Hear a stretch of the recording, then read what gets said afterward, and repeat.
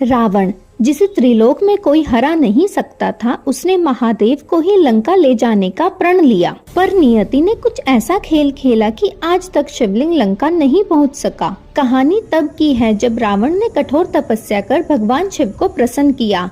शिव जी प्रकट हुए और रावण से वर मांगने को कहा। तब रावण बोला, हे महादेव, आप मेरे साथ लंका चलिए और सदा वहीं निवास कीजिए।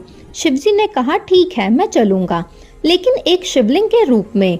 लेकिन याद रहे, रास्ते में इसे कभी जमीन पर मत रखना। अगर इसे जमीन पर रख दिया तो मैं फिर कहीं नहीं जाऊंगा, वहीं रह जाऊंगा। रावण शिवलिंग लेकर चल पड़ा, जिसे देख देवता घबरा गए। अगर महादेव लंका पहुंच गए तो रावण अजय हो जाएगा। तब विष्णु जी ने माया रची। उन्होंने भगवान गणेश को एक छोटे ब्राह्मण बालक के रूप में रावण के पास भेजा। शिवलिंग को हाथ में लिए रावण तेजी से लंका लौट रहा था।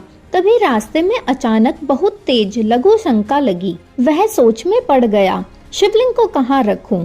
तभी वहाँ एक छोटा ब्राह्मण बालक आया, जो असल में गणेश जी थे। रावण बोला, बेटा, इसे थोड़ी देर पकड़ लो, पर जमीन पर मत रखना। बालक ने कहा, ठीक है, पर अगर आपको देर हुई तो मैं इसे जमीन पर रख दूंगा। रावण चला गया, मगर देवताओं की माया से उसकी लघु शंका रुक ही नहीं रही थी।